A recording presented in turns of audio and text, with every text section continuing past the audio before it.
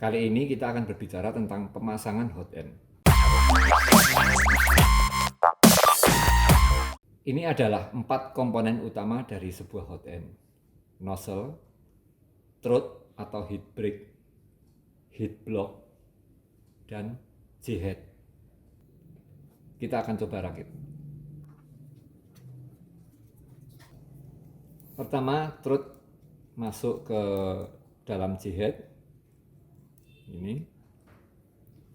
Kemudian nozzle kita pasang di heat block. Saat pemasangan nozzle kita harus lihat pengunci heater ada di sebelah bawah ya. Oke. Demikianlah keempat komponen ini dirakit. Yang perlu kita perhatikan di sini adalah posisi nozzle harus sedekat mungkin dengan heat block, tetapi tidak menempel, masih ada ruangan sedikit di sini. Kemudian posisi heat block sebisa mungkin jauh dari J-head. Mengapa harus demikian? Karena ketika nozzle dengan heat block, maka panas heat block ini akan mudah tersalur ke ujung nozzle. Kemudian heat block harus jauh dari J-head agar panas dari heat block ini tidak mudah tersalur ke J-head. Karena itulah antara heat block dan J-head ada jarak, dan jarak ini disambung dengan throat atau heat break. Fungsi dari throat atau heat break ini adalah supaya panas dari heat block tidak naik ke J-head. Karena itu throat biasanya dibuat dari bahan yang agak tipis sehingga mudah patah.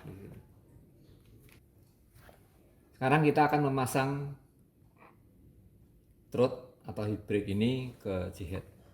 Hal yang harus diperhatikan adalah bagian throat yang tertutup besi ini ada di atas, sedangkan yang kelihatan tubnya ini di bawah, atau bagian ini adalah bagian yang menempel ke nozzle, dan bagian ini adalah bagian di mana filamen masuk. Kita pasang di J-head ini. Sebelum kita pasang, sangat bagus jika kita mengoleskan thermal paste di J-head. Seperti ini putih, kita oleskan thermal paste, setelah itu kita pasang.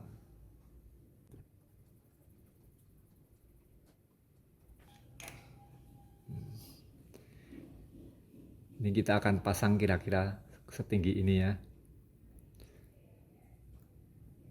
Ya, kita akan pasang setinggi itu. Kemudian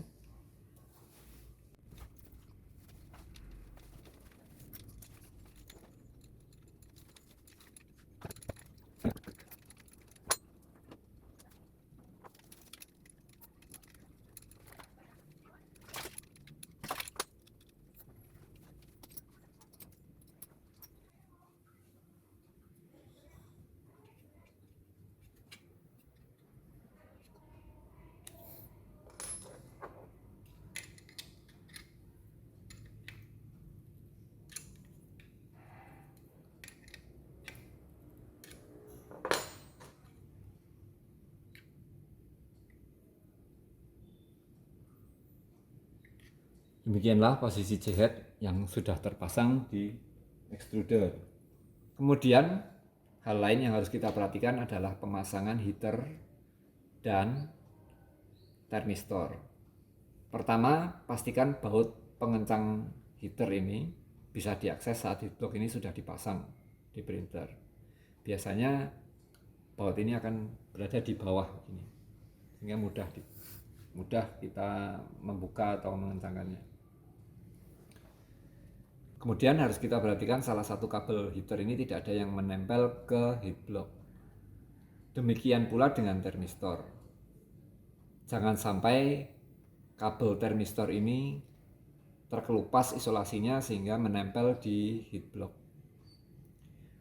Ada heat block yang punya skru di sini ya untuk mengencangkan termistor. Skru ini tidak usah dikencangkan terlalu keras. Kalau ini dikencangkan terlalu keras, biasanya isolator termistor ini akan terkelupas. Dan itu berbahaya. Karena kalau kabel heater ini ada yang menempel di sini dan kabel termistor ada yang menempel di heatblock, ini heaternya bisa menyala terus. Kalau heater menyala terus, apa akibatnya? Akibatnya akan terjadi panas yang berlebihan dan itu sangat berbahaya. Termistor ini kabelnya yang satu menghubung ke negatif, yang satu terhubung ke analog digital converter di board. Sedangkan kabel heater ini yang satu terhubung ke 12 volt, kemudian yang satu terhubung ke MOSFET untuk menyalakan dan mematikan heater. Kalau kabel yang terhubung ke MOSFET ini kemudian konslet atau short dengan kabel negatif atau ground yang ada di termistor ini, maka heater ini akan langsung terhubung dengan 12 volt dan dengan negatif di termistor. Efeknya heater akan menyala terus, di sini akan overheat dan bisa mencapai panas yang sangat berlebihan. Itu berbahaya. Kemudian ada baiknya kabel termistor dan heater ini kita isolasi. Isolasinya menggunakan isolasi tahan panas ya, atau Kapton tape.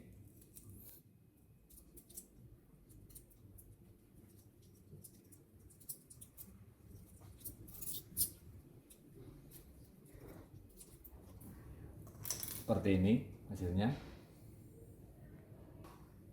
Pertama kita pasang nozzle ke heatblock.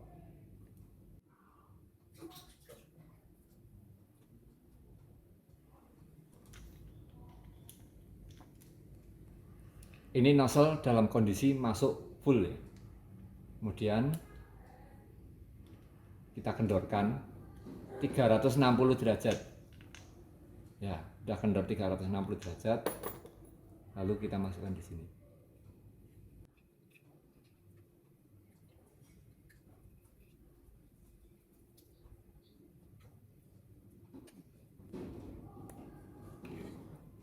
Ini mentok.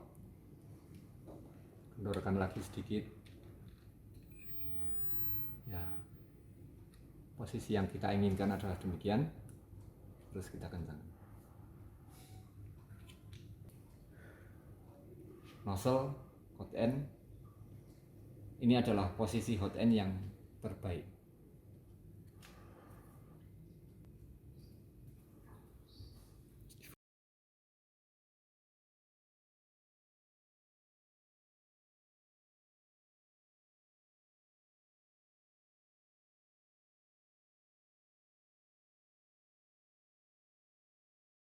Langkah selanjutnya adalah mengatur tinggi nozzle dan tinggi sensor di sini BL touch sesuai.